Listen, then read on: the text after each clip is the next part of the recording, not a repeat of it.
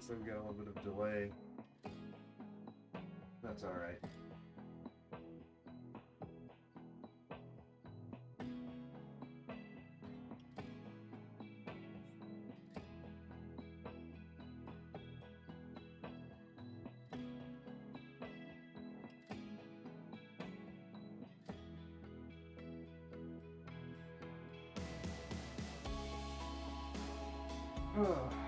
Okay.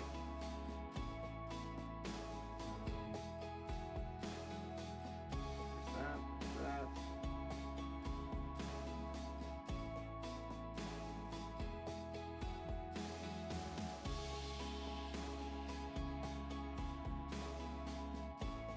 Ooh.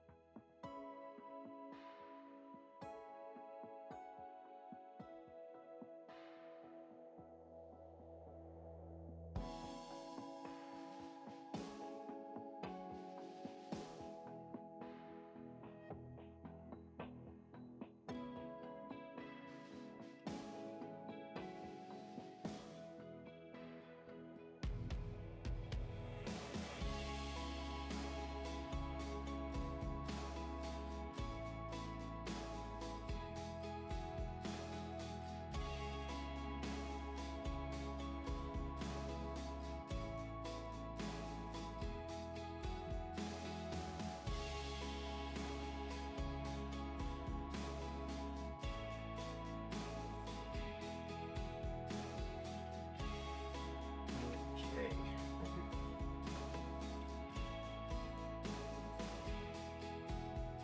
Yeah, this is really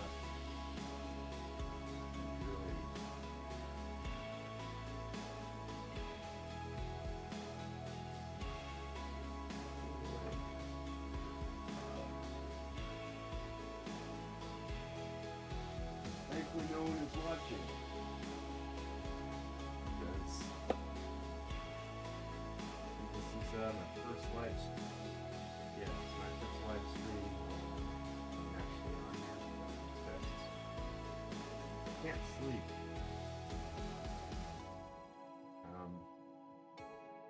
I've been thinking about way too much what's going on in this strange little situation we call 2023. I'm kind of like at the bottom of a memory hole, and I fell into cancel culture a couple of years ago now, it seems. I used to be in art school. I did graduate, but 15 years ago, I went to Savannah College of Art and Design, and I was talking about future, and everybody told me that I was, paranoid and delusional, and I was completely up my own ass with all my fantastical conspiracy theories. But a lot of the things I used to say are actually said by other people now, and so I figure there's always somebody on here some point in the day that's kind of talking about where we are with pop culture, state of politics, and all the kind of stuff, like this weird confluence of insanity that we're all falling into. And I've got nothing left to lose. It's 2:30 in the morning or so. Actually, I guess it's 3 now. It took me half an hour to get online because, well, I'm obviously a master at this, but not really. So, um, today was the third and final Doctor Who 60th anniversary special, and it was not good, from my understanding. I did not watch it directly. Watched Nerdrotic's member stream. Um, So if anybody recognizes me as like, you know, the guy who's constantly saying inflammatory things in the chat, yo, John Richards, problematic white guy. Welcome to my channel, and I'm surprised that you would even be here watching this time of night. I don't think there is anybody. In fact, I'm fairly certain doing this by myself, trying to you know, get through the process of how it is that I actually going to be doing this when I actually start doing it more frequently and have a little bit more of an agenda on what I'm coming to talk about. But tonight, I can't sleep. I was tired, and I was watching Nerd Wars video, New Woke Order, and I guess it kind of like, you know, lit a fire under my ass because, you know, I went to art school, I did these things, and I'm getting passed by based on my own procrastination. And you know, I'm kind of at the bottom of the situation that most people don't want to find themselves in. I'm currently unemployed. My unemployment runs out as of today. I will be get my last check, and so I'm gonna have to find a new job to keep money coming in. Otherwise, I only have a little bit of savings left, and I'm gonna have to figure out a way to eat. So, should have been doing this for the last few months while I was, you know, kind of in the process of putting this all together. But you know, it's been a very interesting situation this last year, and it's kind of been discouraging at times. I don't really have too many friends in real life that I can just go to or depend on just to get a hold of or anything like that. And thankfully, in recent weeks, I've been playing Aliens Fire Team on PlayStation when they made it to the free game last month in November. I would definitely recommend, if you have a copy of it and you haven't played it, you should totally install it on your hard drive and check that game out, because it is perhaps, in my experience, the best dungeon crawler that doesn't look like a dungeon crawler that ever dungeon crawled. Got amazing mechanics. Reminds me of a project I worked on back when I was in art school called Armageddon Warfare.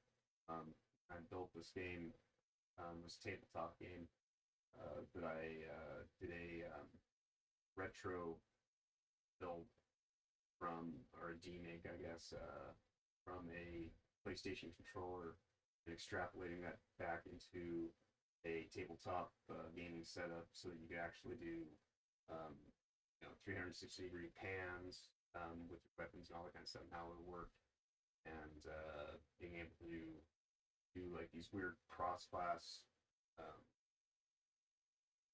kind of enemy type, well, not enemy type, but cross-class ranks that you could do. Or Jesus, I can't even talk tonight. It's 2 a.m. I've been up way too long, so bear with me. If you're not even watching this, so it'll be okay. Yeah, like you can play a few different kind of classes in the game, and the way I had it set up was based on weapons. Would kind of give you cross-class abilities. The crazy thing is like this Armageddon Warfare game that I did my tabletop design for 15, close to 20 years ago. Is basically, if you were to take what I did in the tabletop game and put it into a video game, would be what's in Aliens Fire Team Elite.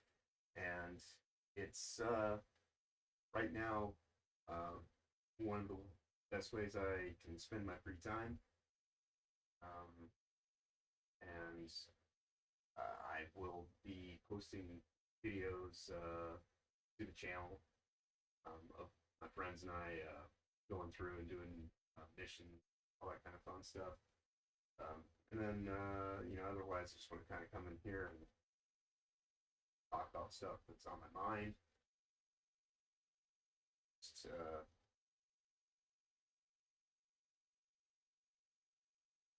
we are in a state of reality that I don't think anybody really wants to be in, but very hard to figure out how to get out of the trap based on all the reinforcement mechanisms that are constantly in place on everybody. There's this, insistence on being on the right or left, or being a conservative or progressive or liberal, whatever. You're a Republican, you're a Democrat. I'm an American. You know, I was born here, so that kind of makes me a Native American. Beyond that, like I even have like an actual historical connection to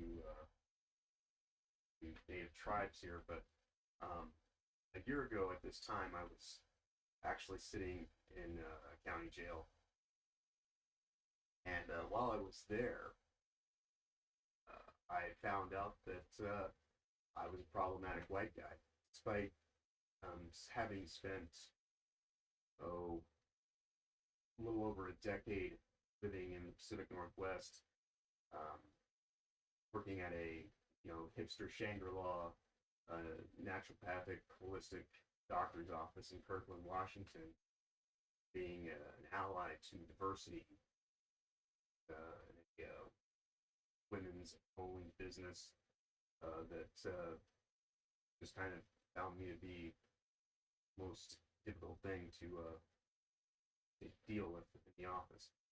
Um, Unfortunately, I learned from that situation that it doesn't matter if you try to explain where you're coming from to certain people; they're going to look down their nose at you regardless, because you're never going to be good enough for what they consider to be acceptable. And so, um, when I was working at the doctor's office, I used to extol the virtues of having an asshole, because every body has an asshole for a reason. It's to get shit out. If you don't, it gets backed up, you get sepsis, go toxic, and eventually you die. And so a lot of the women clientele that we had thought I was a little bit strange and creepy, which, obviously, I can kind of understand that to some level. I mean, I used to wear these button-down shirt and ties, and was as professional as one could be in, that kind of setting. But um, they were looking for a happy, happy, joy, joy, feel good gaslighting society that would just, reinforce their delusional optimism and, just this idea that things are always going to be good. And, it's a pessimistic outlook. We can easily say, oh, clearly being delusional. But these things cut in both ways. If you're too optimistic, you're delusional. If you're too pessimistic, you're delusional. So when you talk about what is holistic health, it means actually having a bearing on the whole spectrum of emotion.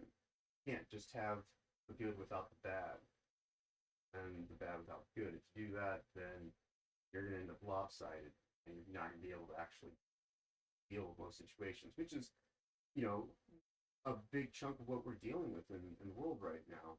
Um, like, as I said, the divisiveness. If you're not this, you're that, right? And so, I don't really find myself necessarily in the middle. I'm on the outside of all of that. this point in time. I'm effectively, I would be homeless if my sister um, wasn't kind enough to give me a place to stay when she um, helped get me out of jail last year. Actually, it's just this last February. So I haven't been a full year yet. Um, but as I was saying, I was in jail a year ago, and I was talking to my cellmate there at the time, and he was a very, very Native American, um, and so was the head of the guard staff at the time. And you know, I'm sure they wouldn't like me necessarily talking about it at this point in time, but I had nothing to lose. But uh, my cellmate and the head of the guard staff uh, conspired to do me harm and try to get me stuck in the system, which was a really interesting situation because that's like I said, that's when I found out that no, I'm not some pale skinned Native American. I'm just a problematic white guy. In 2023, there's a lot of virtue signaling people out there who talk about having allies and wanting to have this culture of diversity and acceptance, and most of those people are lying to themselves. And you bold-faced lies that they want to believe. But when you kind of meter out their actions and see what it's all about, uh, the revelation comes to bear. Like I said, I worked in this naturopathic doctor's office in Washington for, over 7 years. And it was during the height of COVID hell world 2 years ago when I ended up losing my job when they did the jab mandate for any medical personnel in the state. And I had a vaccine injury when I was a young kid back in the 80s. And because of that, I don't really take pharmaceutical medications, anything like that. Not that I'm sitting here expecting anybody else to, go along with that. You do you. I'm not here to stop you from making your choices based on your experiences, whatever you feel is right in this world. Go ahead and do it, because I'm not your daddy, and I'm certainly far from perfect. Never gonna be. I mean, just looking at this streamcast, that should be pretty obvious. So, uh, I, uh, I just kind of, wanted to get this started tonight. I've been putting it off far too long. Been working on trying to get certain things set up. Then, like, a couple weeks back, a month or so ago, kind of got into a little bit of a creative quagmire. My procrastination and just sat here watching time tick away, without even taking time to register it. That I have to do this now because it's only going to get done if I start building on it. It doesn't matter how much potential I have if I don't actually take the time to put it into motion. It will not get any further, and I will only see myself become more and more of a shadow of a memory that people already feel compelled to avoid part of my past. Other than the online fellowship that I have become a part of during years, um, I do a lot of posting on Nerdrotic film thread. I watch pretty much everybody who's in the fellowship. Gil versus Babyface. You've probably seen me comment in that section at some point. saying something that would be considered a gamer word or highly unacceptable. But you know, uh, words aren't violence. As much as people would like to weight that misconception in these modern times, especially um, so many people that are just giving themselves over to this corporate power grab. They don't even realize what it is because you know it finds subtle ways to be seductive. A lot of people think that seduction is like a woman in a red dress, but the woman in the red dress is the distraction. The seduction is the magician who gets you to look at the woman in the red dress and not pay attention to them. So like that's the reality that we're living in right now is that, you know, the things that seem the most banal and risk averse and just kind of trying to ride the center line being completely beige and gray, that's where a lot of the darkness in this world is really coming from right now.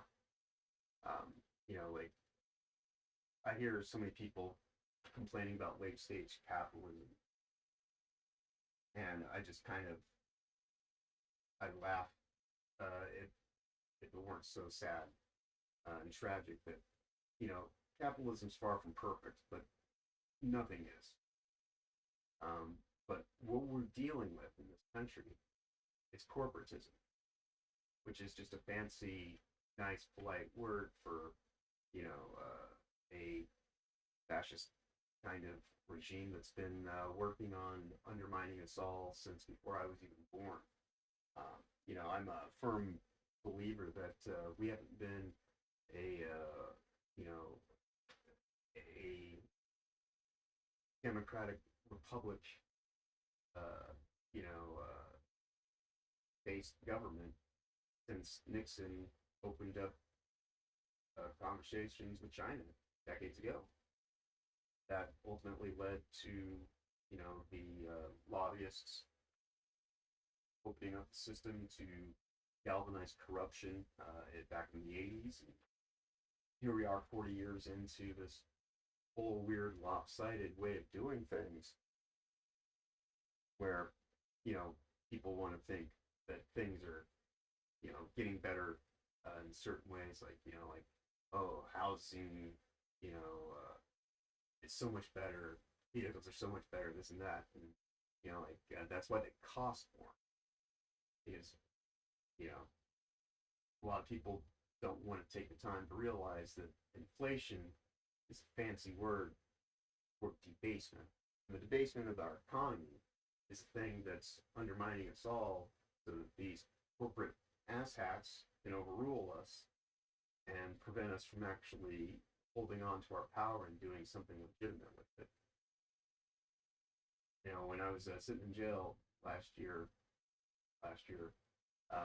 I wrote a 40 page business plan for a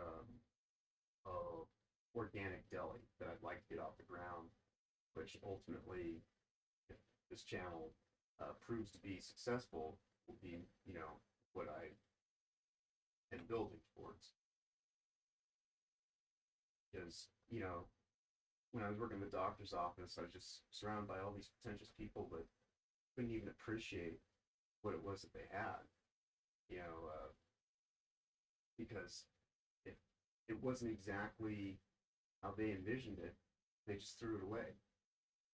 And that's ultimately what happened. After 7 years of working for this doctor, I went on vacation. And right before I went on vacation, she came down with COVID, and she passed it along to her husband, who shared an office phone with me. Evidently, he coughed on the phone that we shared, and so the last day that I was at work, I effectively got infected right before I went on vacation. for a few days.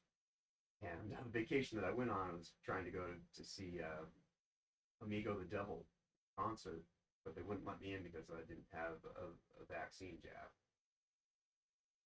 And um, I ended up just walking around town with this guy who only had one of his two, and evidently, if it wasn't the doctor who got me sick, this guy was more than likely shedding from his recent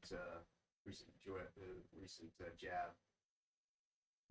And in no short order, I started to feel like shit that night.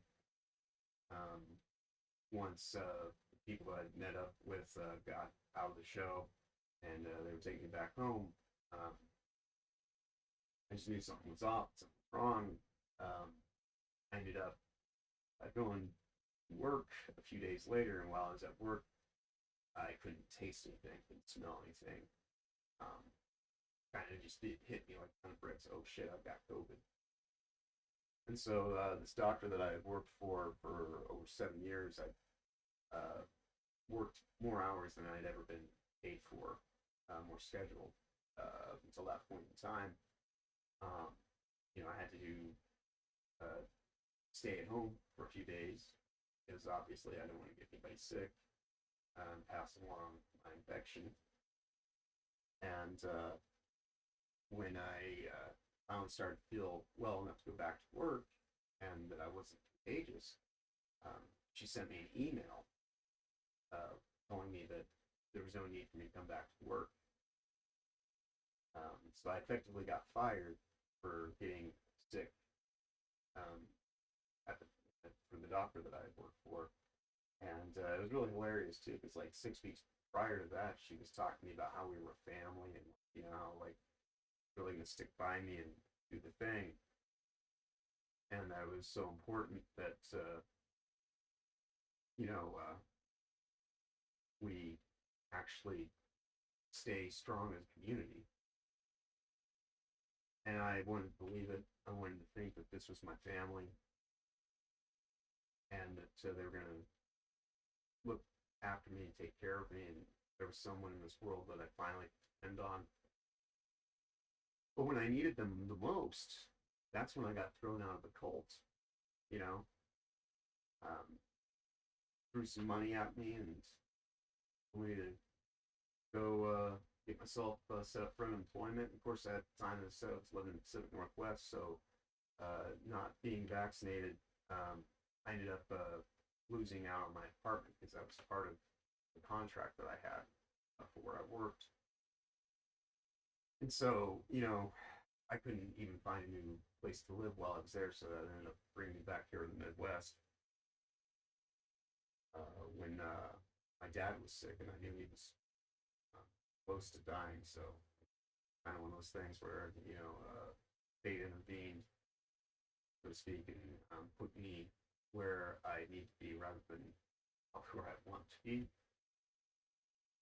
And so I returned home to try and make amends with family that I hadn't really spent time with,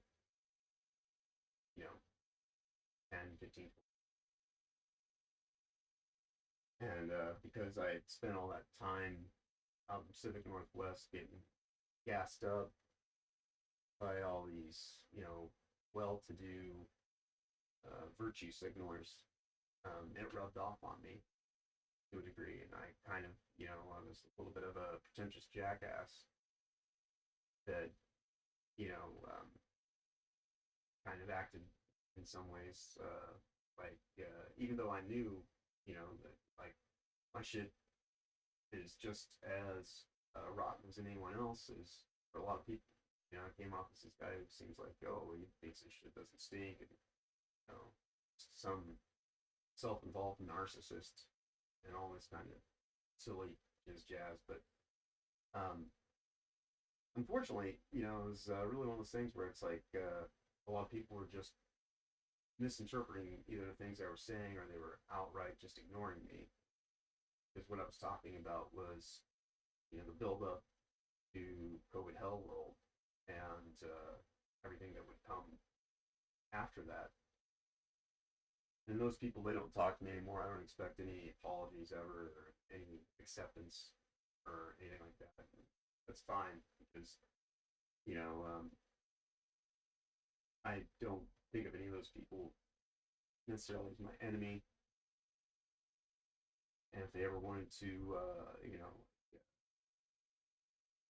have me in their life, if they needed me for something, you know, I'm trying to be compassionate. I know what it's like to be down. I know what it's like to say stupid things and kind of like, be clouded in your judgment. So I would openly accept a legitimate, authentic, um, offer of trying to move forward. Because ultimately, like I don't think that this left-right paradigm of vision is going to benefit any of us um, long term. It's more important, I think, for us to actually, just be people. Um, to be brave in the face of adversity. I miss when back in 1997, you tell somebody to, suck my dick and I don't want to see you again, drop dead in the street tomorrow, and they kind of laugh about it and say, yeah, whatever, I'll see you on Tuesday. And we've lost that because, so many people are caught up in whatever the thing is that they're dogmatic to now. A lot of these shiny lights and flat screens and all this stupid shit that was complete science fiction 100 years ago, 50 years ago, even. Yeah. And so many people don't want to take account that we're already living in a dystopic hell world, kind of reality that is ripped straight out of sci-fi. You know, we live at the bleeding edge of science fiction because we don't know how and when we well enough alone. We're going to keep pushing it until we push it over the edge. And that's where we're at right now is the precipice of a free fall. So many people are dying now because, a corporation with legal immunity was able to undermine our natural immunity. And, for a company that everybody used to hate because all they did was make boner pills, so many people now just bow down in their dogmatic compulsions, just trust the science. When, you can't trust science, you have to question science because that's what science is, it's questions. You don't just stop and say, all right, well, this is good enough. Like, that's it, it's closed. But a lot of people have been swayed, just, think what they believe and believe what they think.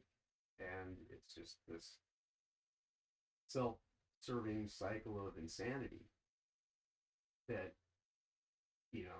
only serves to keep you complacent and ignorant about who the real enemies are that are maneuvering all of it. I'm a guy with nothing, so it always kind of like I laugh about it now. It's like people want to act like I'm their enemy, and it's like I can't even do anything. Be your enemy if I were. Like if I'm annoyed by you or some shit like that, that's just something I'm gonna have to deal with, get over, or like learn to let you go. But like someone with actual legitimate power that buys up all the land and contaminates the food that's grown on it that you then eat and reinforce multiple times a day, we poison ourselves for what? A corporation to profiteer. you know um, I just think it's funny so many people just want to act like this stuff is so difficult, and that like all these modern diseases and maladies that we're encountering, people don't want to think that it comes from their own actions. But you eat your cancer in this world. And, like, much like, good things, well, and bad things grow from the soil, and the same can be said for the soul. Our bodies are a garden of our stewardship. And so the way that we maintain our environment will be reflected outwardly through our reinforcement. So you get all these people right now that will want to sit here and tell you that there's no difference between, um, a simple sugar and high fructose corn syrup that involves so much strange scientific engineering to make even possible, um, to set up a system where you're onboarding all these glyphosate and other pesticides that these genetically modified organisms that mimic the thing that you think that you're eating have been, manipulated so that they don't die in the presence of pesticides. But the funny thing is like I said, our soul, our body is like the ground. It is the soil. And so the way that you would put chemicals into the ground to get rid of the bugs, we're made of bugs. We have all these bacterial cultures. We have all this stuff inside of us that is just as susceptible to being destroyed by these pesticides. People wonder, disconnect on where their sicknesses come from. Crohn's disease. Like, where was that 100 years ago? I don't think it really existed. And a lot of people might be like, well, John, you can think that. You're wrong. Maybe I am. I'm the first person to say that my beliefs are based on my experiences, and I'm willing to amend them and change them as I go, and become more learned and experienced, but not just by buying into a echo chamber that's going to reinforce my own interests and biases, so that I don't really have to think about how I'm getting through this life.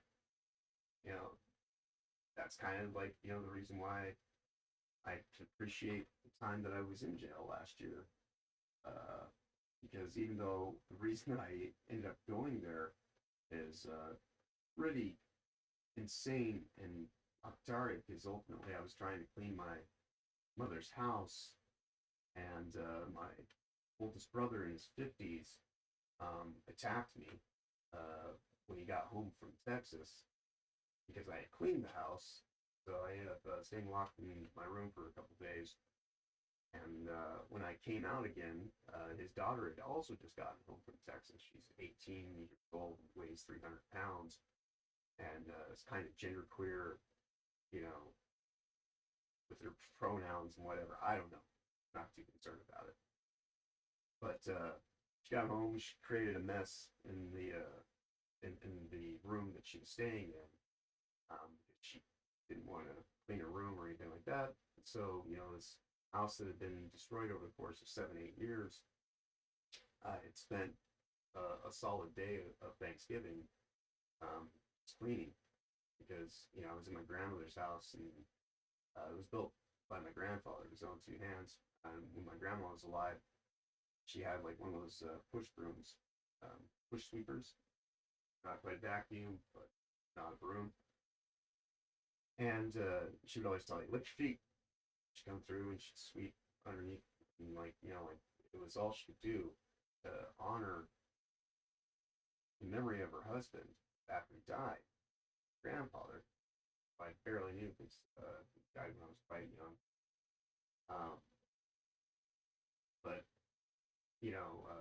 she wanted to keep that house such immaculate condition that it broke my heart when I came home 2 years ago and saw the state that it was in. And I tried to clean it for a year, and I got threatened every time I had planned to do anything about it. And so when the family went to Texas and told me that there was no way that I was going to go with them because, you know, my crazy ass brother's a control freak. And so I was like, all right, well, cool, huh? Have fun. I'll just stay here and mind my own business. And I just cleaned the house while they were away. And like I said, when my brother got back, he attacked me. Evidently because I had thrown away a phone, and I thought, well, maybe it was grandmother's phone and like being sentimental. I come to find out that no, it was just this phone that he'd gotten from Goodwill for like maybe $2. And so like that was a real eye opener right there. That even though I may have genetics with these people, they are far from my family, and there was a reason why I left 20 years ago with no intention of ever coming back. I could see how jaded and aligned these people kind of were, their arrogant ignorance about, you know, just wanting to have a position of power for no good reason, you know. And so, like I said, when the brother got home and he attacked me, I ended up staying in the room for a couple days, locked in. And so when I got out on a Sunday, and I saw that his daughter had created a mess when she got home, she just dumped out this suitcase. And so I turned on the light and told her to wake up. She needed to clean up the mess. She glared at me the way that, contemptuous teenagers do. I didn't really think much of it. So I was like, well, fine, whatever. I'll go ahead and I'll clean the mess myself. And I went to pick up her makeup bag, I guess is what it was. And as soon as I went to pick up this bag, she leapt off the couch on top of me. And as I said, she weighs 300 pounds, so she kind of sent us falling into the couch that was right next to us. And she wouldn't let go of me, and she just had me in this chokehold. I was wearing a hoodie, and she was trying to strangle me with my hooded sweatshirt. And so I'm shouting at her to let me go and all this kind of stuff, just kind of in a very precarious situation. And eventually, like I'm starting to freak out. It was unfortunately, a product of childhood neglect and abuse. So I don't take any pride in being reactionary, but at a certain point in time, I told her, if you don't let me go, I'm gonna knock you out or some shit like that, So she persisted. Her younger sister came out from the room hearing the ruckus and started shouting at me to let her go, to which I pointed out to her that she was the one that was holding on to me and she wasn't really helping the situation. And so, I was freaking out and I grabbed a broom that was nearby to try to push her off me. And that didn't work because, her sister that had run out just grabbed a broom from my hand before I could, try to get myself free. And so, I was just freaking out. And so I told her, like, you need to let me go. If you don't let me go, I'm gonna hit you, So, and like I said, I take no pride in that. But I swung at her with no intention to really do much harm, just trying to get myself free.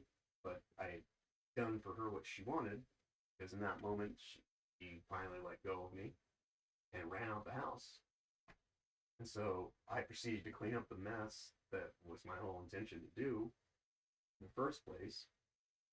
And as I'm getting done cleaning, her younger sister gets into an argument with me, telling me how I'm a piece of shit and I just need to be gone, all this kind of stupid stuff. And so I'm telling her to shut the fuck up and go to her room. And that's when, the local county police came slamming into the house with the intention to shoot me, but they didn't have a clear shot. And, by the grace of God, I was able to, turn myself over to them in that moment, and try to explain my situation. But it's 2023, and the cops were called, and so, they had to take someone away, and they decided that they weren't going to do anything to this 18-year-old girl.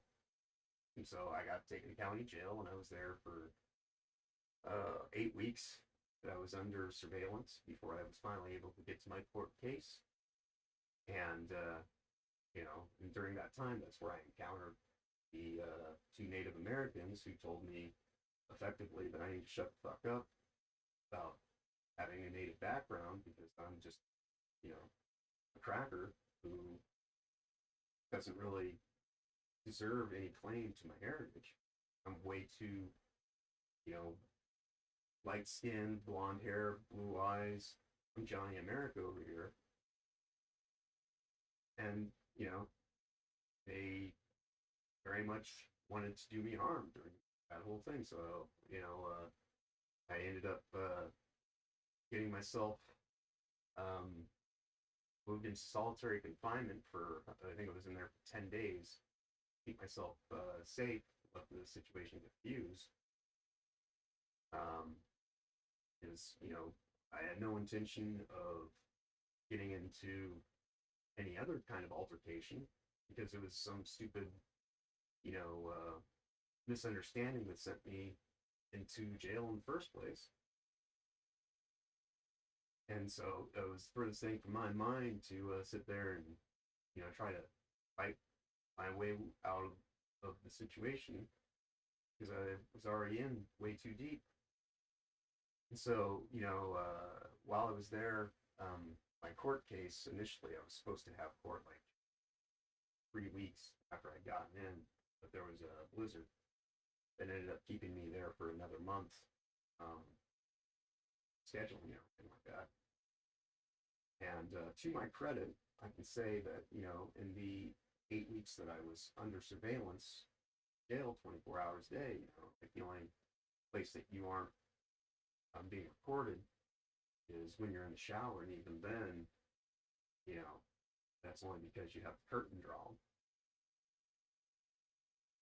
And so um, I was able to talk to the warden right before I went to court about, perhaps getting a recommendation from her in terms of, you know, how for the length of time that I've been there, I didn't so much as even raise my voice or shout about my situation. I didn't get pissed off when my court case got rescheduled, all the things. And so, it was kind of one of those things where, if I were some militant, angry, violent offender, no amount of trying to keep it under wraps would be possible under that kind of surveillance. And so, that was basically the defense that I went to court with was that, hey, the warden, who's a lady of the county jail that I was in, um, she uh, she couldn't write a letter of recommendation for me, but she told me that if I put it in there, that I talked to her about this, and that if they wanted to review my time in custody, they'd find out that I was actually a model inmate for a lot of the people that I was there with. Gave me an opportunity to read through the Bible from cover to cover, and did that in under 6 weeks. And it's funny, like the day I got my court case rescheduled, I just read passage in the book of Job, and the passages, the thing stuck out to me. It's like it said, um, you want wisdom, be quiet and listen, learn. And so that was kind of the thing. Like, like I took time to kind of reassess how it was that I ended up in that situation, rightly or wrongly, I was in it. And so, I spent all that time just kind of going to therapy sessions because there's a way to get out of the nonstop um, monotony of being in the same room for otherwise 24 hours a day um, with a very uh, different kind of um, environment than I'd grown accustomed to when I was working in this world-renowned doctor's office. And, eating my gluten-free, organic diet that I'd gotten accustomed to over the course of 10 plus years of rebuilding myself from the ground up, so to speak, get myself clean, detoxed from all the bullshit that I grew up consuming. And,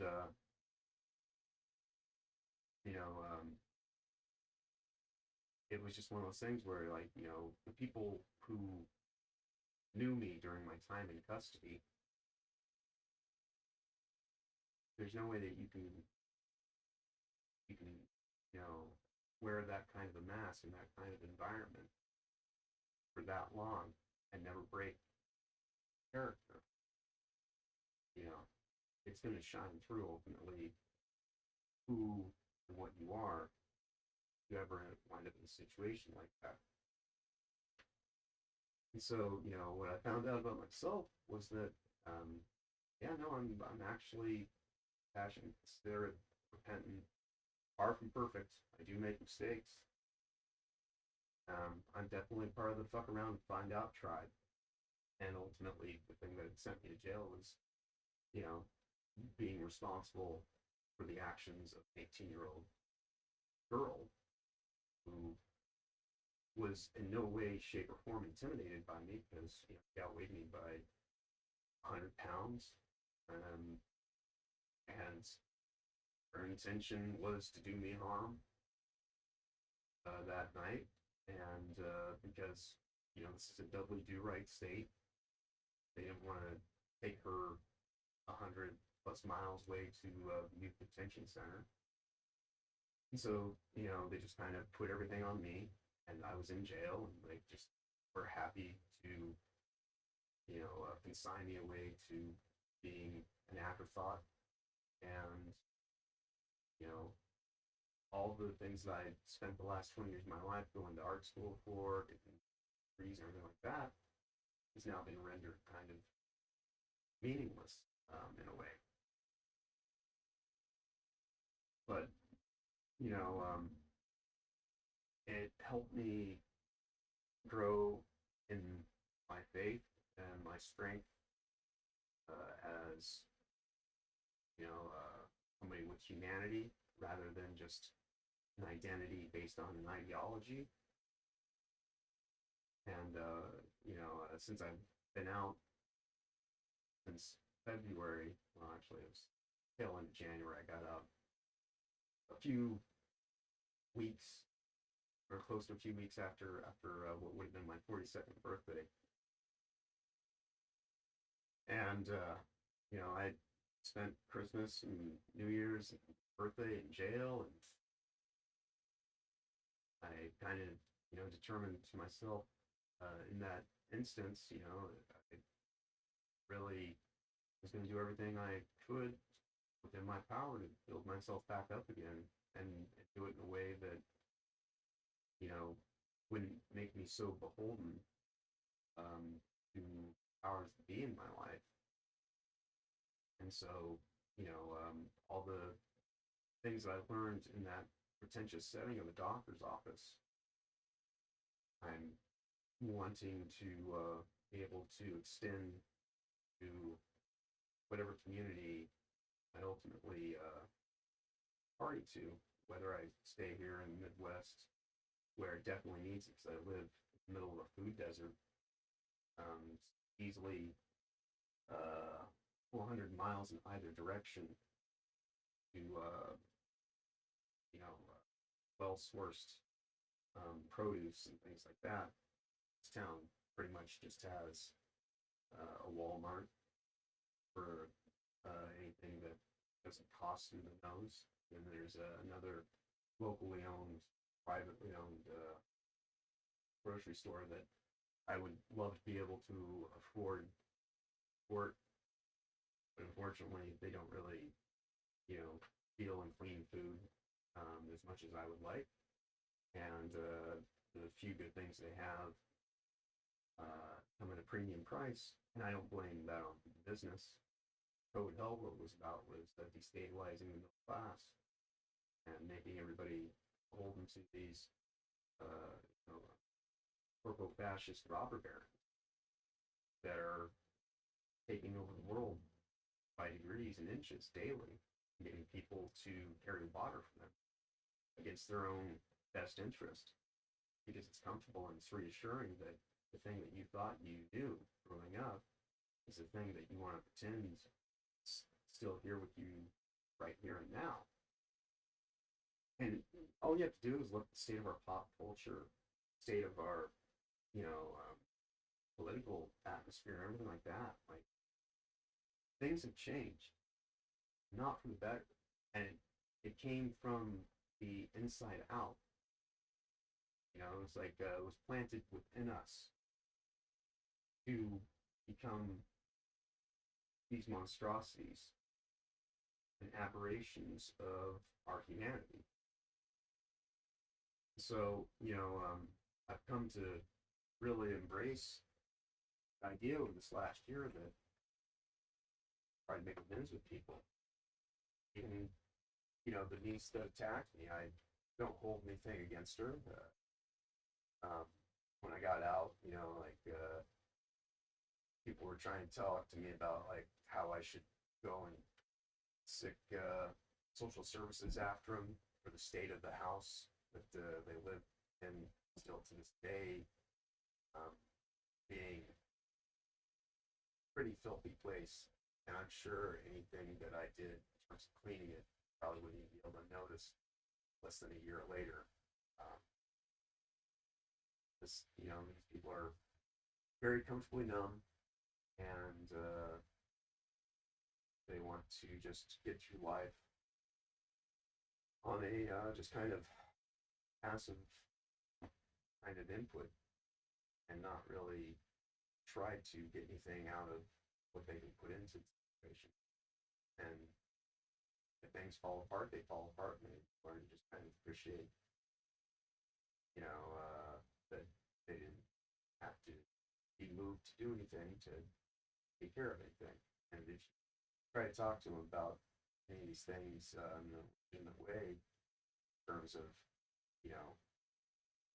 how change comes about, I came back here under the idea that I could help raise my family up based on my time away, my experiences, and all the stuff. I'm trying to invest in my family because we got some farmland and everything like that, and that's kind of the sell job that I was given to come home. But I don't know.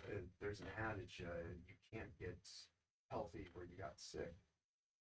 And somebody who was neglected and abused,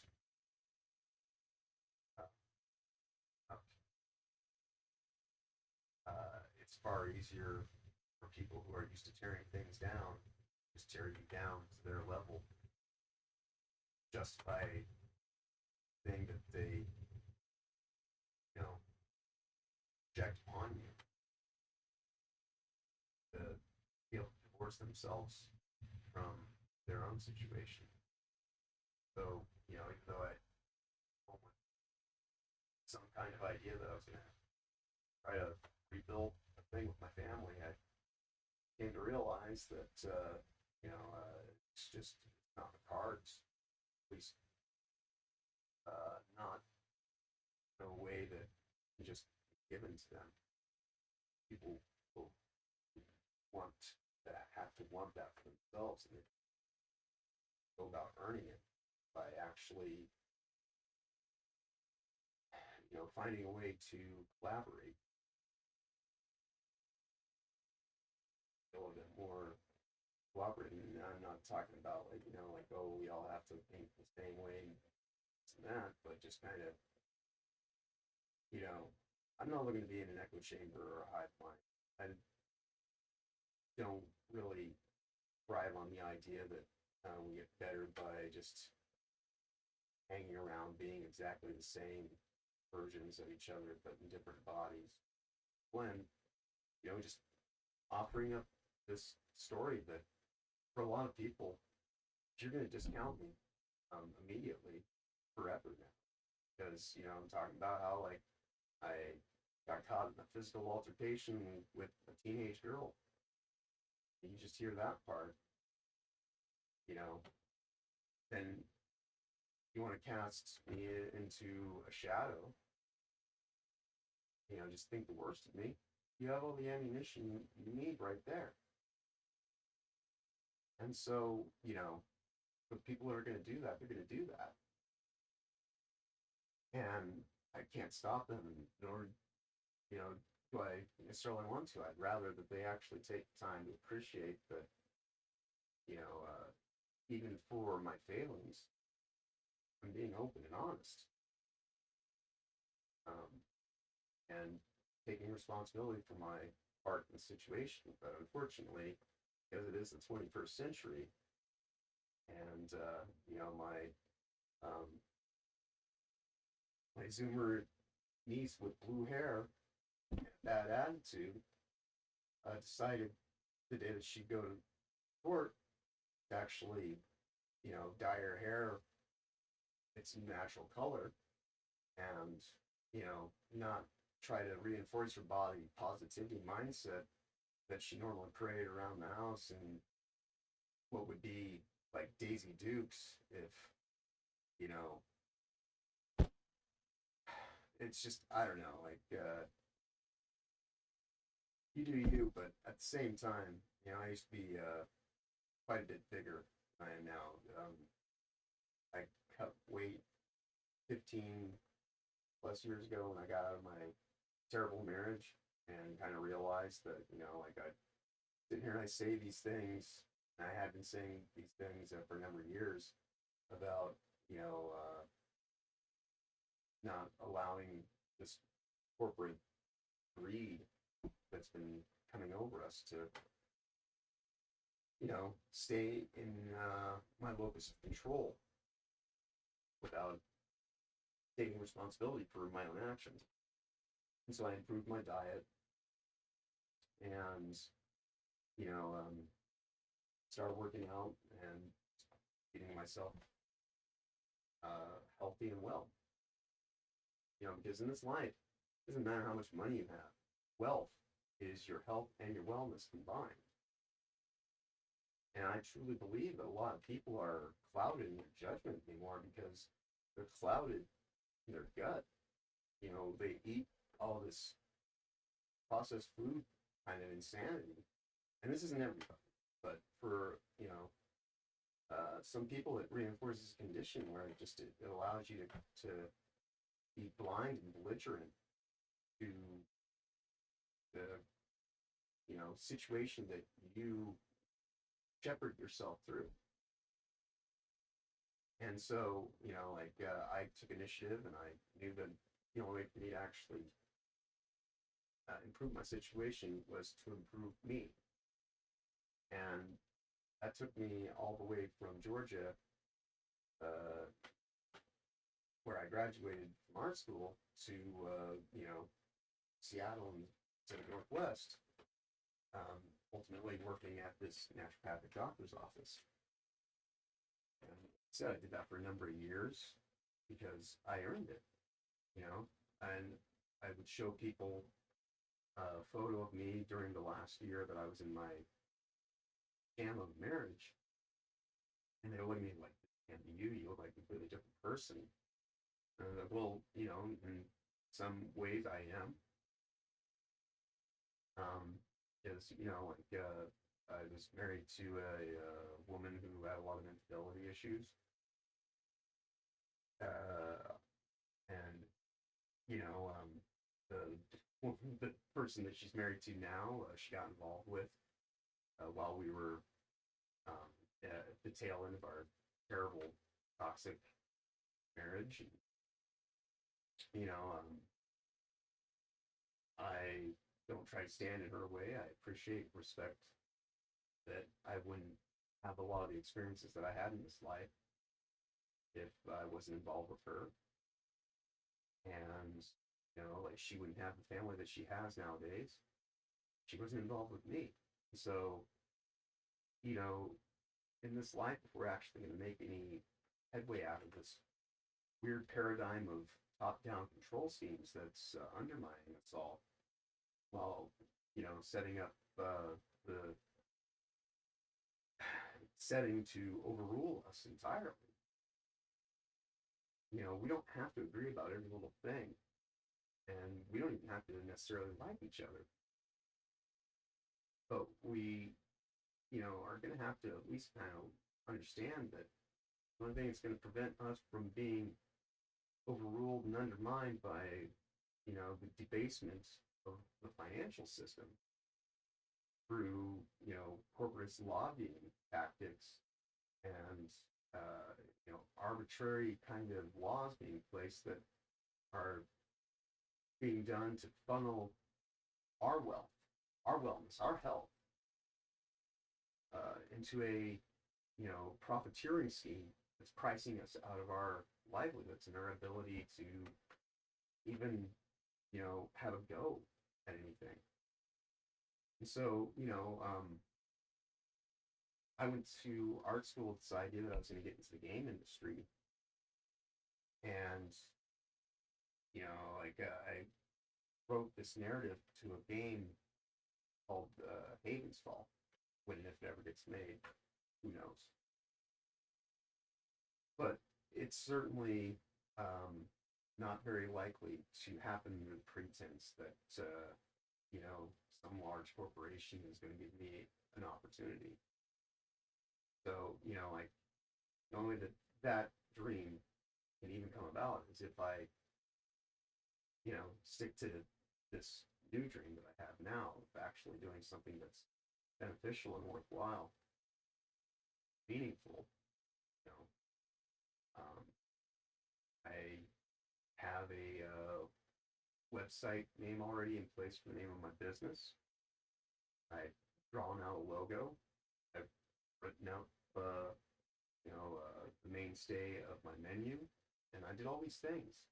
And I wouldn't have been able to do that if I hadn't been sitting in jail for 8 weeks, during this time last year, because jail was the closest thing I had to my time in college that I lost sight of during the course of the intervening 10, 15 years since I graduated.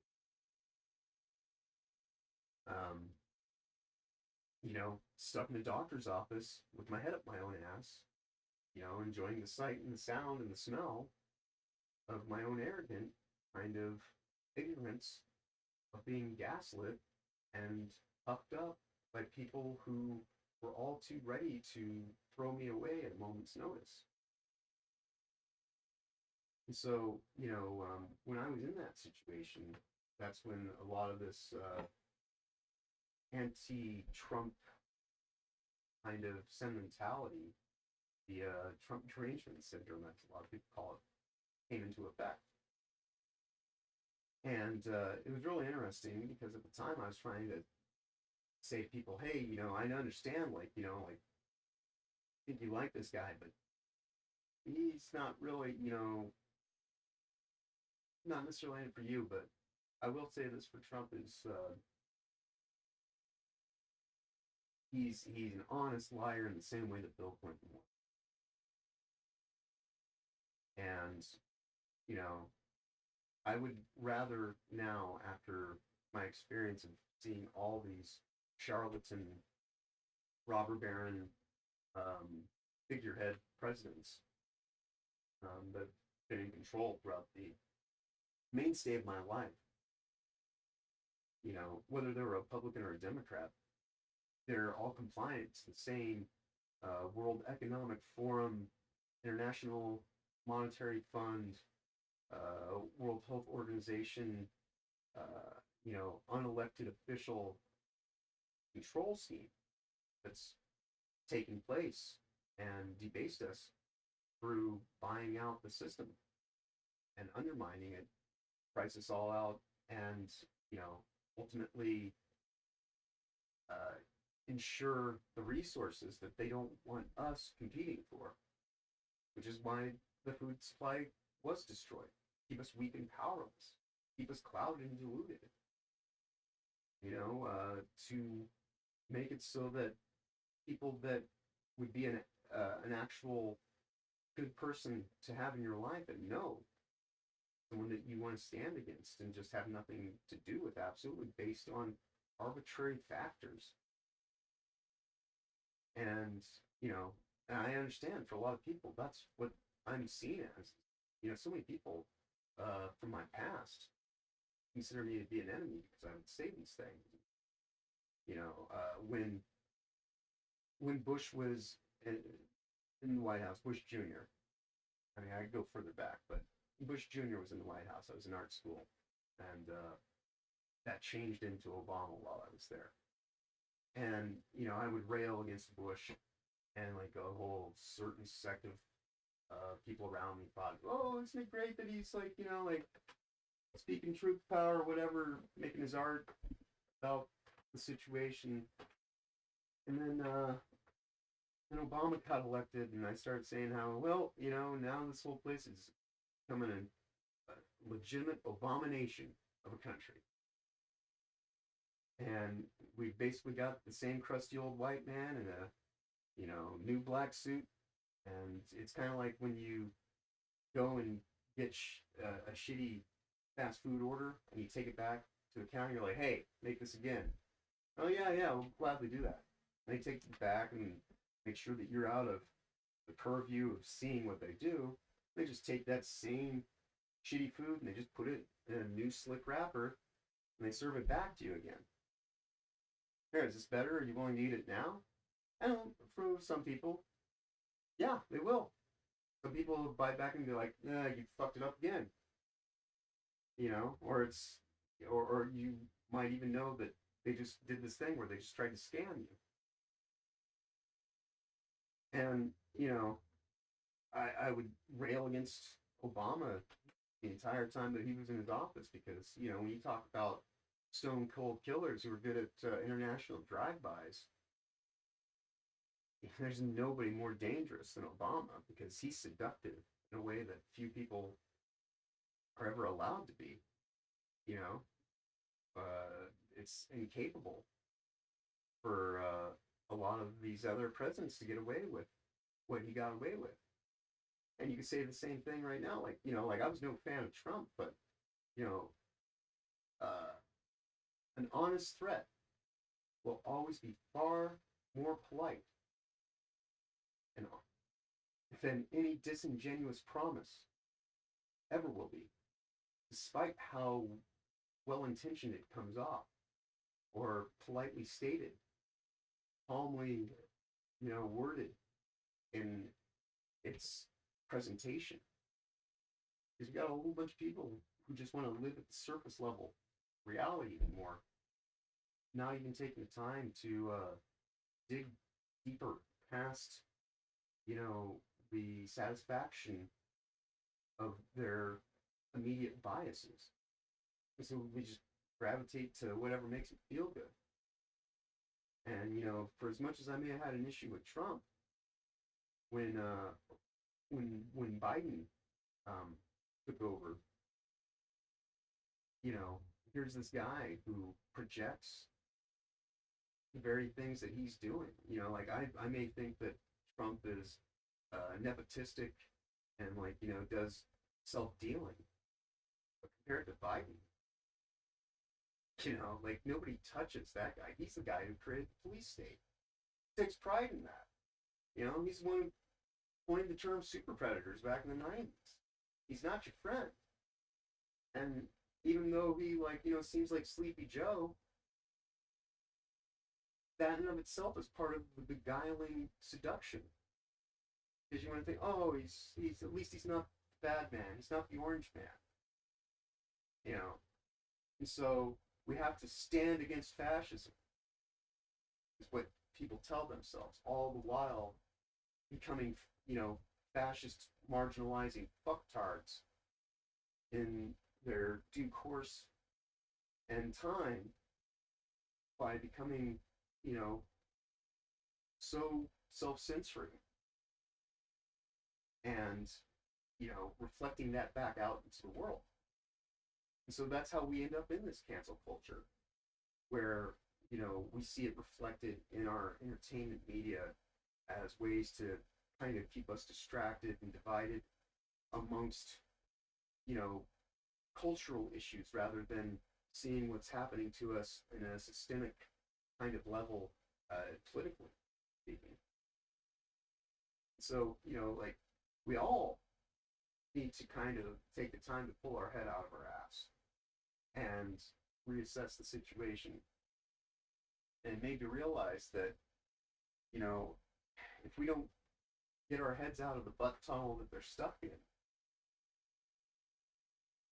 we're all going to eat shit. Because that's the only thing that we're going to have left when our head's stuck so far up our ass that all we can do is try to eat ourselves out from the inside. I don't want to be stuck in some kind of weird body horror, one man fucking human centipede body pretzel situation. I don't think any of us do. We shouldn't, at least. And so the only way that we're going to actually get beyond it is to learn to, understand that life's too serious to take things so seriously. And so, the more that you want to sit here and try to make yourself seem prim and proper and like you're not the bad thing.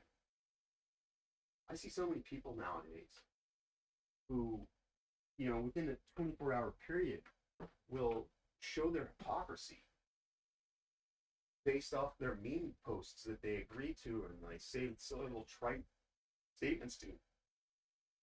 As I was saying, I've got this Native American background. I know this person that I went to school with, also with somewhat of a Native American background, and she'll go and she'll post things about like, how the indigenous people of this land have been, oppressed and persecuted for so long. And that's not necessarily wrong either, but also at the same time, like, she wants to sit here and think that she's part of that culture. And, I know from my own experience last year, I used to try to say, yeah, well, my great grandma that's like, native who wouldn't lower herself to even speak English. It was all she could do to just get by and like, not be stuck on the res herself.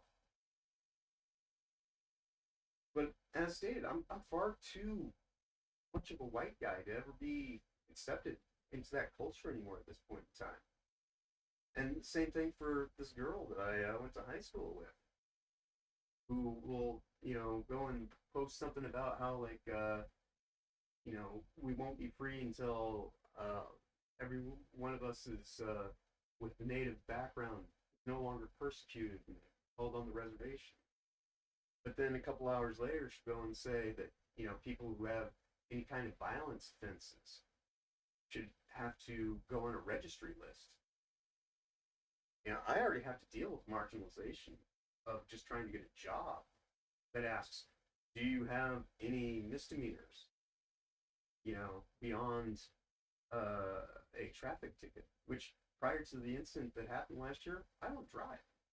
I don't have a record, but I do have this one thing that for 8 weeks of my life had me sitting in detention under surveillance, where anybody who wanted to actually get a good idea of who I was when, there was nowhere to hide, you'd go right up to the camera and look and say, "Oh, there he is. That's the guy who gets up, early in the morning and watches cartoons for 3 hours, and then watches the A Team, and then goes and takes a nap, midday siesta, gets back up, watches some, PBS, like nature was one of the best things. It was all I could do.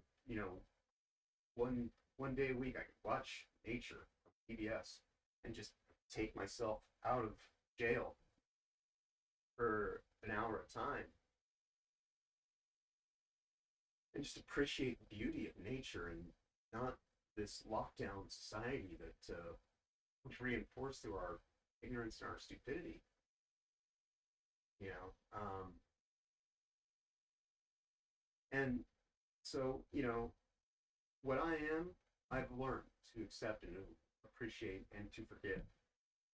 I don't know if anybody else will, but it's not even about that, you know. And even if this channel doesn't work out for me, like part of the reason that I'm doing all this stuff is because of that game that I was designing years ago in college. One of my best friends from college works for Rockstar. And, because of the events that happened on January 6th when Biden took office,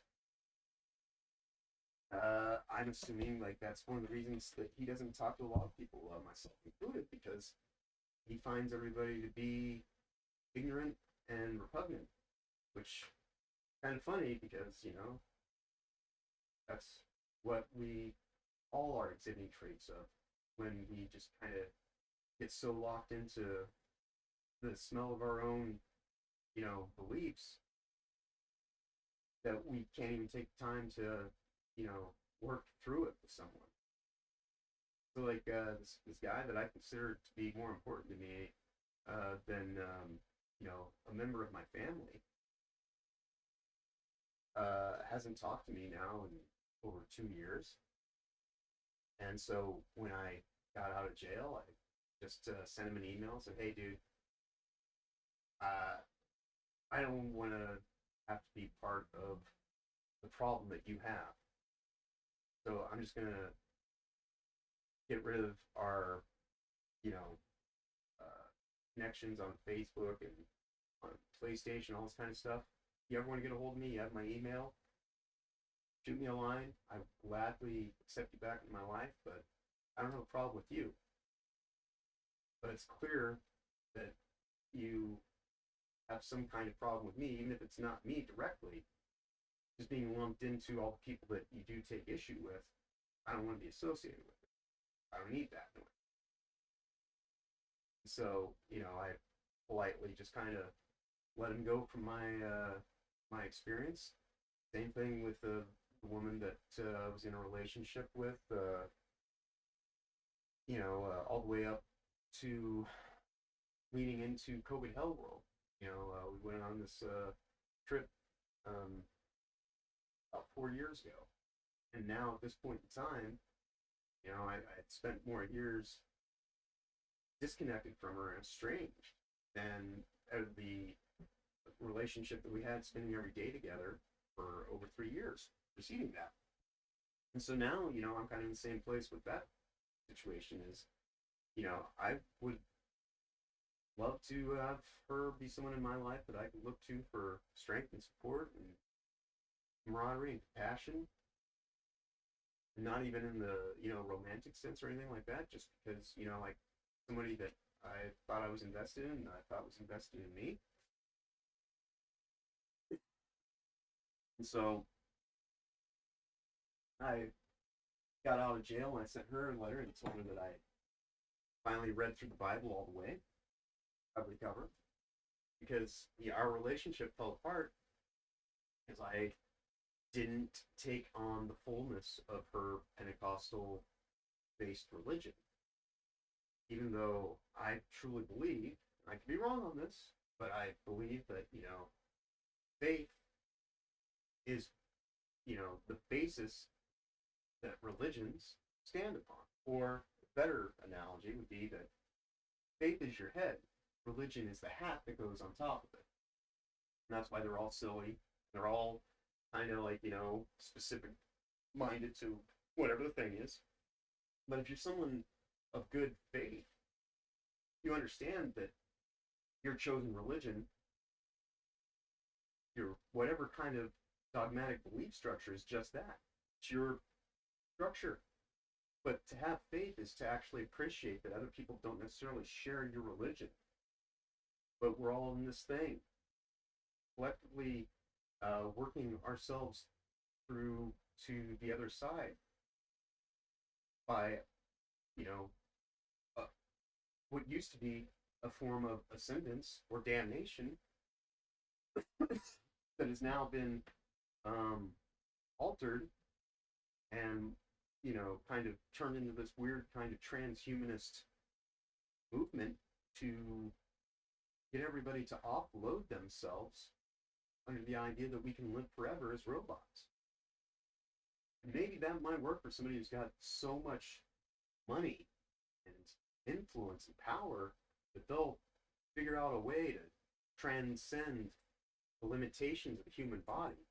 That's because those people fear legitimate forgiveness and judgment. My relationship fell apart because I mentioned that, in heaven, or whatever you want to call it, paradise, the other side, our oneness. I'll be there, you'll be there, Hitler will be there, Mother Teresa, Gandhi, Martin Luther King. The gift is given freely. And like any gift, you can either choose to accept it, or you can take advantage of it, or you can just deny it outright. And so, we're living in this world of, techno-feudal corpo-fascists, robber barons, that want to get rid of all of us because it all comes down to supply and demand. And if they can artificially reduce demand, then they effectively quantify the supply. There's a reason why all the, cheap food that's not as expensive as organics costs so little. And that's because it reinforces the condition to make you weak and powerless. I can tell you, I worked in a doctor's office where very, high class and social strata people would go to because you had to pay in cash to go to this doctor. It didn't really work on insurance. And so I couldn't even afford to go to the doctor that I worked for. And so I respect my enemies enough to learn from them and to appreciate them and to ultimately love them and care for them as though they were my own.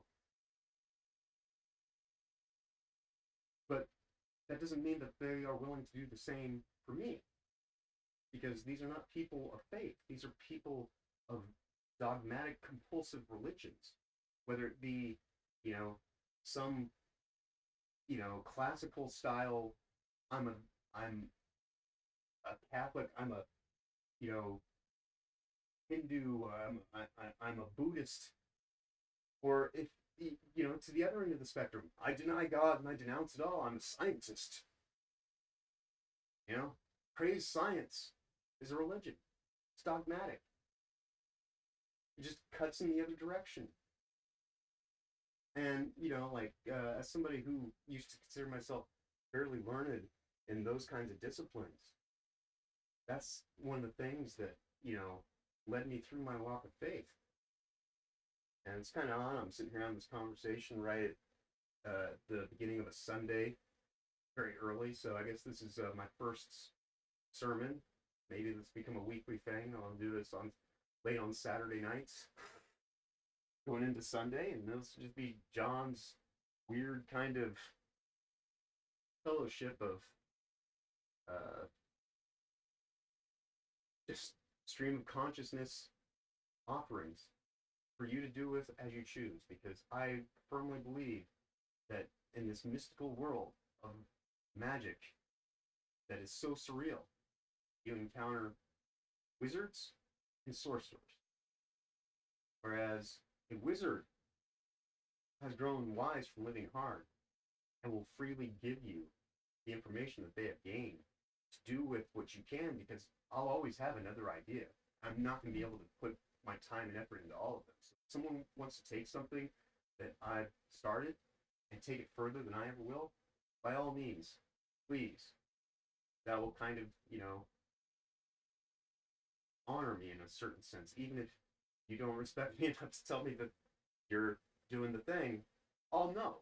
And I'll know where it comes from. And I'll at least kind of be like, hey, I did the right thing by not trying to stand in the way of that, because the other option is to just be a sorcerer who maintains a position of power by obscuring anybody else's access to their position and, what it is that they're ultimately sourcing from.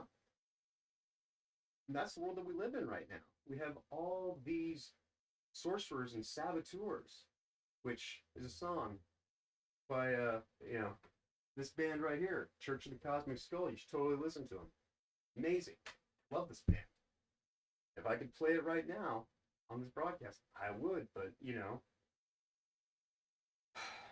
kind of don't want to lose the channel, so I'm just doing the thing. And just telling you about it, because, hey, if you're wise, you'll take what I'm saying, and you'll go and you'll look this band up. If you think that, I'm just some low-level criminal that has nothing left in this world other than to, plea for a handout, you're not even listening to this at this point in time. You already heard, me mention, getting caught in an altercation with an 18-year-old girl, and you're like, that's it, this guy's complete trash, I'm done with this. And okay, you weren't there. You don't know all the details to the fullest extent. I'm even kind of just giving you a very quick, cursory glance at the situation. But if we're going to establish a meaningful relationship, I want to be open and honest with you and have a rapport. I want you to feel that you can talk to this guy and know that I will listen and have compassion for your own weird walk of faith. Because that's what all of us even have. Modern churches where you go to hear some guy stand up at a pulpit and say, these are the steps to get to heaven, are far more, rigid and likened to, Lucifer's plan than people who actually began the foundations of these things by coming together as a fellowship of like-minded individuals who shared their faith with each other. Churches started off in people's houses or underground in, not in where they kept the bodies in the past. Because they had to be, out of the purview of the state. Because it's the state that, much like all the way back when, destroyed Jesus. Whether that was his name or not is really a whole other thing. But so many people, when you talk about what is the crucifixion story, they're like, well, that's when Jesus absolved us of our sins by taking them on. And that's not what it is. Not even close. This is a story about a person who said, the state is parasitic. And the only that will prevent the state from overruling us is if we learn to love ourselves through loving each other. Because even if they strike one of us down, if we all know in our hearts, in our soul, that we have more faith and strength between us than they can ever cut off at any point in time, that is how we will live forever in good faith to each other. So, he says this. The state puts him to death, blames the people in attendance, and then turns Jesus into an icon for the ideology of worshiping the government and the state of man. Because if you want to understand something in this world about where power lies, it's right past the border's edge of what you're allowed to speak about without being persecuted. And so all you have to do is look at the terms of services of what's allowable and not on Facebook. I'm probably like this video itself. It's a good thing I don't have really any followers or people who watch my videos in mass, because this video might just get flagged and removed. And then that might be it for me. And if it is, well, I already went and I made one of these channels over on Rumble. So, maybe I'll just move it over there at some point in time. But I like to think that, I'm talking about things in just theoretical kind of, suppositions of my own understanding. And I could be completely wrong. But, to reductively try to minimize the experience of godliness and faith and values as something that's so pedestrian and accessible to any one of us, just knowing about without even thinking about it, that's part of where the trap lies that we fall into. So many people want to sit here and act like, like God is love. Well, sometimes love hurts. And it's not all sunshine and rainbows and, good times. When you feel pain, that's your body telling you that something has gone amiss on the inside. And if it's like something that's from your diet, that's why you become lethargic. That's why your, body processes get maligned and start to become less effective. And not to say that there aren't people that are resistant to this, but a lot of those people who are able to maintain the resistance to these toxic food-like products, they're filled with, dyes and latent glyphosate pesticides that have been genetically modified to be resistant to the very pesticides that they're saturated in. There are people that are resistant to that. They'll go to the gym, they'll work out, they'll be responsible, they don't just pile it on. I used to drink a lot of corn syrup cola. Everything is corn syrup, more or less. And people wonder, why they're out of shape. It's like, all you have to do is look how we treat the Holocaust of, the meat industry in this country.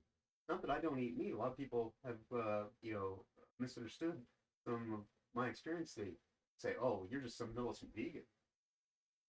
And I assure you, I have chicken in my refrigerator right now. It's organically sourced, but I eat meat. If I want a cheeseburger, I'll get a cheeseburger, but I want it to actually be respectful to the life of that cow that has been taken to give me sustenance and sustainability. Why should I shortchange that cow just so that some corporate entity can profiteer off it?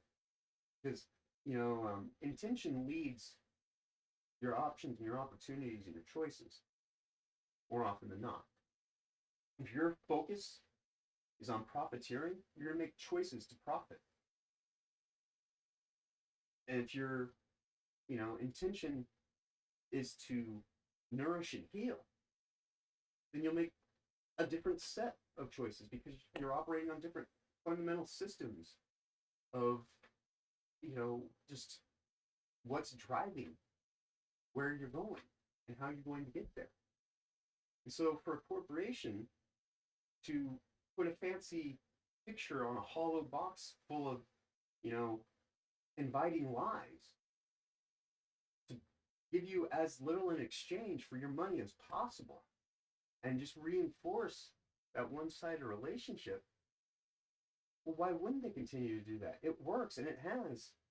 And it's easily been, the state of play in this country for, going on 60 years.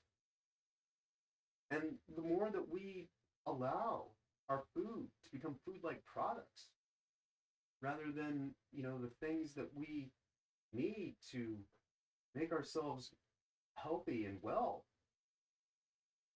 the more we'll be misguided into, just letting ourselves turn into lethargic piles of passive waste, just sitting around waiting to die because, how are we ever going to, like, do the thing? Someone else has already got all the money, whatever. And it's not about money. I mean, money is a thing in this world. I've managed to have the amount of money that I had saved up from my experience working at the doctor's office carry me through for the last 2 years, but I'm getting to the bottom of the barrel, so to speak, on that. And so I need to start looking for another job again. But now that I've got this, this misdemeanor violence charge against me, my pathway is very narrow to, because we live in a society now that's so far up your ass and so marginalizing that unless you're this pure to get through the front door, you're not even going to be allowed inside. And this is the message that you'll hear from people who consider themselves to be pious and kind and loving and so religious in their faith. But their faith is not in, anything beyond earthly. Their faith is in a system that they conform to and reinforce by becoming, polite, God-fearing, as it were, marginalizing fascists. And that word has lost all meaning over the course of the last 10 years. Like, it's authoritarianism by any name is still just as bad. I don't care if you call it, fascism, communism, corporatism, the uniparty, whatever you call it. It stinks. Because at the core, it's not about edifying our humanity and our experience and making the situation better for us all to have a equal individual access to. That's why we're caught up in this asinine identity crisis, where they want you to give yourself over to the collective and just, never step out of line, never have an opinion that someone might disagree with. Because, if you challenge someone enough to, like, actually be open and honest with them, well, they might be open and honest with you, and, well, we can't have that, can we? It's 2023. We need people to, just be a reinforcement of the larger ideology hive mind that contains and controls them, regardless where they fall in their political alignments or various social virtue signaling connections. And it's sad, but it's true. And it's more than just true, it's honest. But, a lot of people will sit here and say things like my truth nowadays.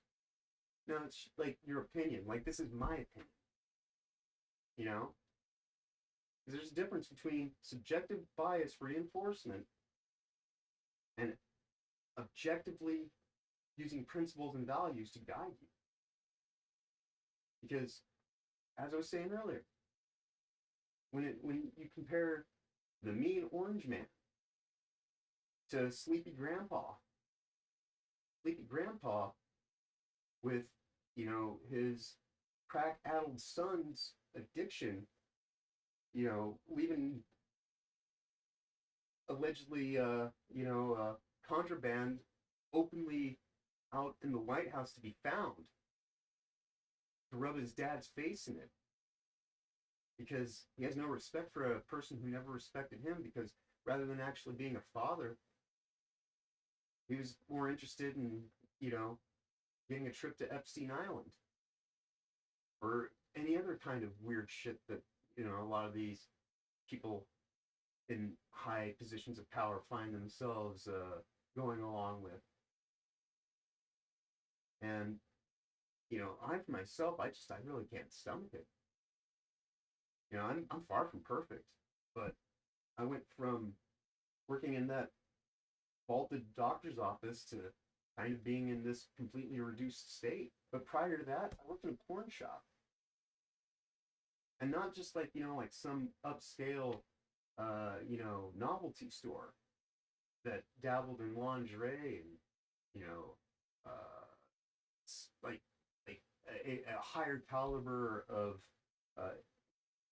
of atmosphere to allow yourself to get beguiled by all the insanity that was around you. I did work for a place like that when I was going to art school, but when I lived in Seattle, I was I had been working in what was at that point in time the oldest operating porn shop in America, and I was Seattle's premier late night boogeyman and sex mechanic for a number of years until I finally, you know, convinced my friend that would ultimately go to work at Rockstar to move out to Washington and, you know, help me kind of like, you know, pull myself out of my own situation at the time by having somebody that I could rely on to support me, who I was going to support in return to the best of my ability too.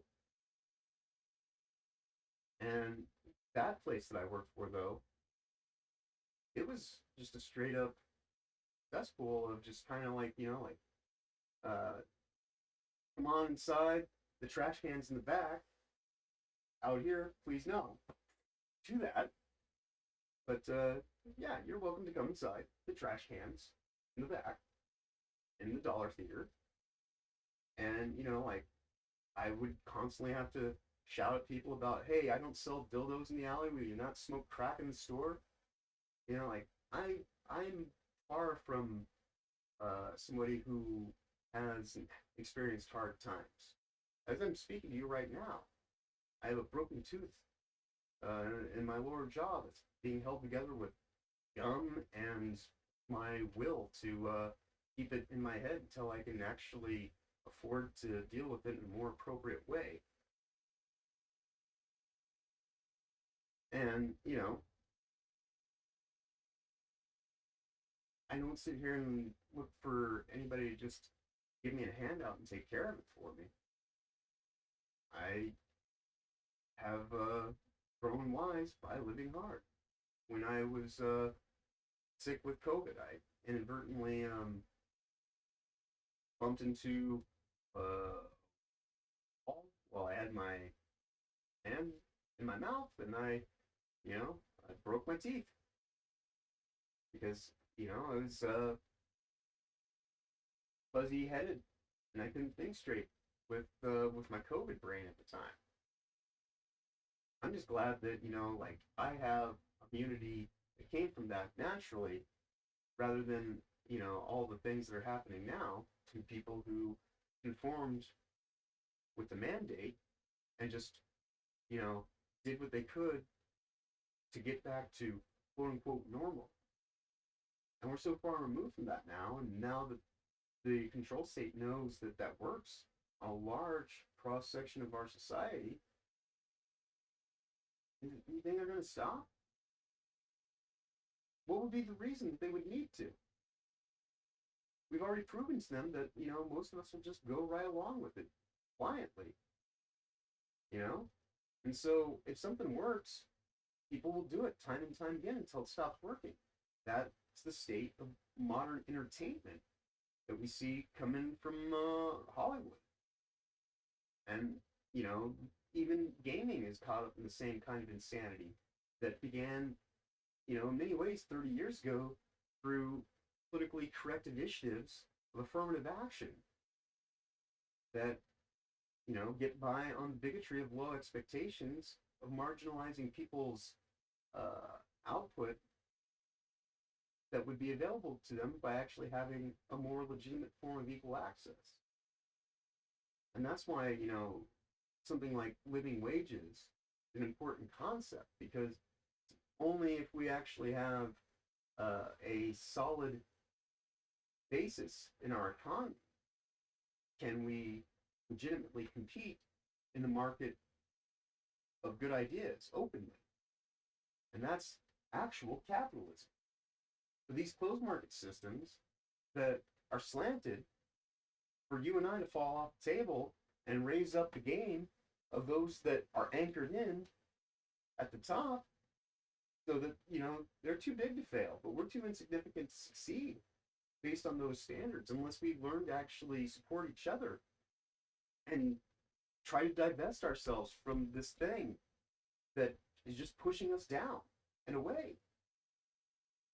Because again, supply and demand. I just want to get rid of you so that I can have more resource access. That's the world we're living in. And the more that we try to ignore that from being the case, the more we reinforce its ability to do just that. And so,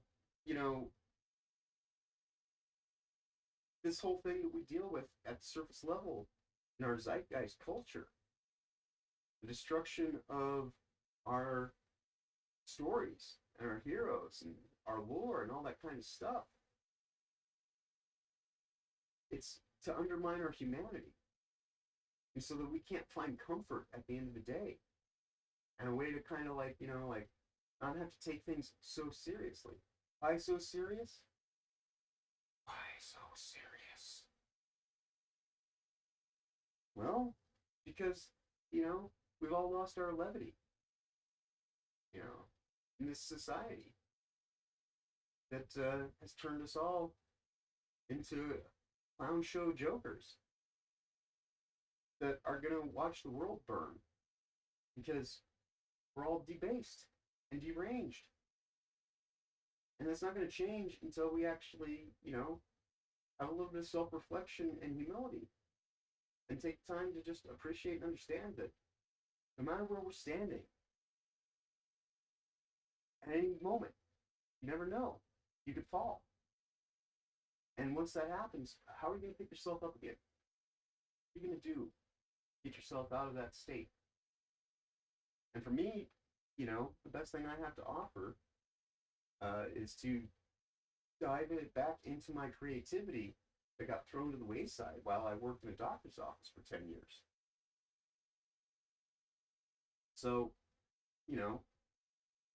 these light shows you see going on the screens, I animated these inside OBS using individual frame images. I created, driver-based animations that are erratic and spontaneous and, hard to fully appreciate from a distance unless you're actually looking at the source video. This just looks like a whole bunch of weird static and distortion, which is the point. I'm a problematic white guy, and that's just the logo to the channel that you can see right here above me, playing against the background. And that one is an early rendition that I did of it too. But hopefully they just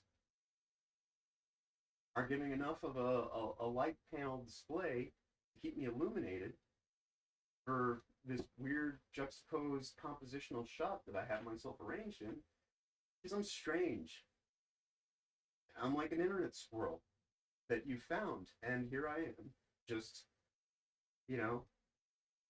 trying to crack a nut open to,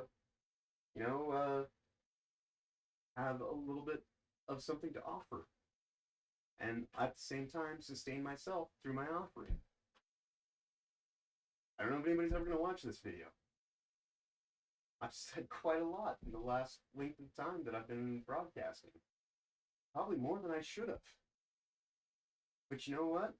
I have faith that the right audience will find me through my weird stream of consciousness and insanity.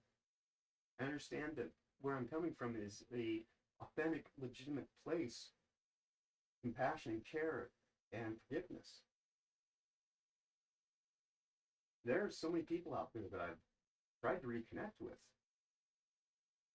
but I have to take responsibility for the fact that a lot of them have just, you know, offloaded me from their concern, and they're never going to give me, another opportunity to break their heart again, even if it's just something that happened in their own subjective bias against me, or a momentary lapse in judgment or reason in a more pretentious state of mind that I used to be under the spell of when I was getting gassed up and inflated to believe that I was this guy who worked in a fancy doctor's office and had gotten myself somehow above it all. I learned through my walk of faith to appreciate what I have here and now. Because, that guy that I used to be, just a memory that's faded. There's no going home again, especially when you didn't even have a home to begin with. And so, thankfully, my sister, who, previous to my little stint in, summer camp last winter, was looked at as the black sheep of the family. But now that, the other people that have tried to tear me down have enough in their, vantage to just see what they want to see, I'm effectively the lowest rung of what they appreciate in this family. So, I have some commonality with my sister, who's shown me nothing but kindness, compassion, and respect since she's given me a place to kind of work my shit out and, try to find some direction in this world, move forward on. So,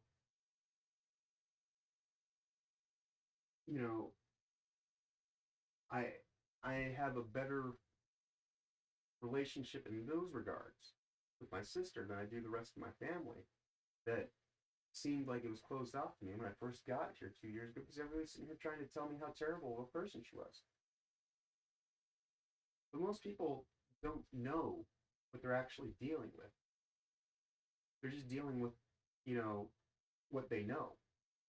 And what they know is what they generally choose to hold on to, while avoiding everything else that they don't accept and deem fitting.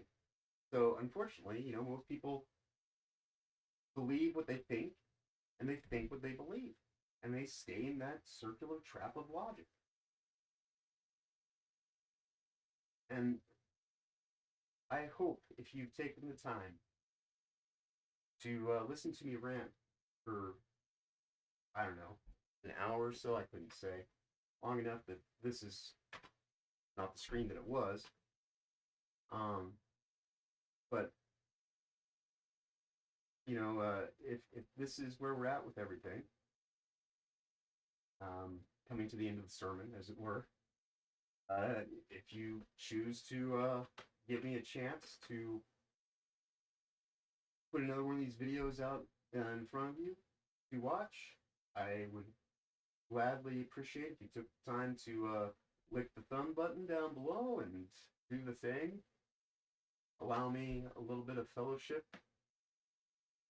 in your life by giving me just a little bit of support. And if you, could do that, it would be very appreciated. But even if it's not for me, and you're just gonna feel better about yourself walking away saying, God, at least I'm not that guy. Is that guy? Ooh, you hear him going on for as long as he did, not really saying much of anything. If you stuck around this long, I would just say to you, please find value in your life where you can, and show it appreciation and kindness to the best of your ability. And you know, I would just wish everybody to take this time to, uh, you know,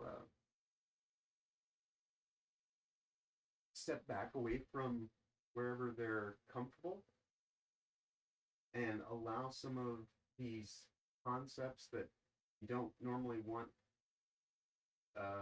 coming into your cone of acceptable viewing, to maybe just break that up a little bit and see that, a lot of the people in our life that we may find ourselves at odds with more often than not are the broken reflection of our own projection that are tied together at the shadow.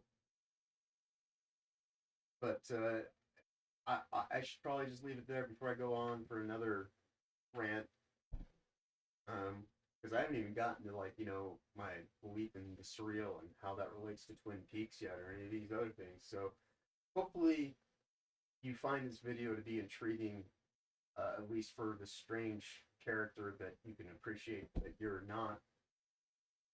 And even if you just kind of want to laugh at me, I'm fine with that. If I'm the person that you find joy railing against, please, by all means, put something in the comments to tell me how much I suck. I would greatly appreciate if you could tell me how to get better. But, like any good wizard, I will consider the source. There's that word again, right? And if you offer it to me freely with compassion and love, I'll more likely accept it and take it. But if it's just some kind of way to keep yourself safe in your own, twisted tower of judgment, well, I'll leave you to your sorcery, and I'll just keep trying to be a weird, twisted wizard that is up far too late, and just completely off the page of most anybody that you encountered this week.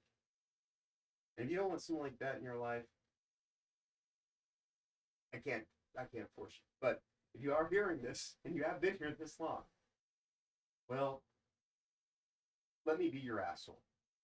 Let me get the shit out of your system. And you can go right through me. Even if you have to send me the shit to process. Gladly do my part. But with that said, I wish you all, safe travels wherever you may go. Be awesome as always. Thanks for taking the time to listen to me do this weird stream of consciousness leading to who knows what at some point in time. And I hope that, in due course, I will get better with these. Or at least have an audience to reciprocate to, and maybe keep me more on a focused kind of thing. I was going to talk about Doctor Who. So maybe I'll be back tomorrow. Be back some point in time. Try to do something a little bit more structured, but I just had to get something out tonight. Had to happen. But again, thank you for your time, and be well. Stay healthy. Talk to you soon.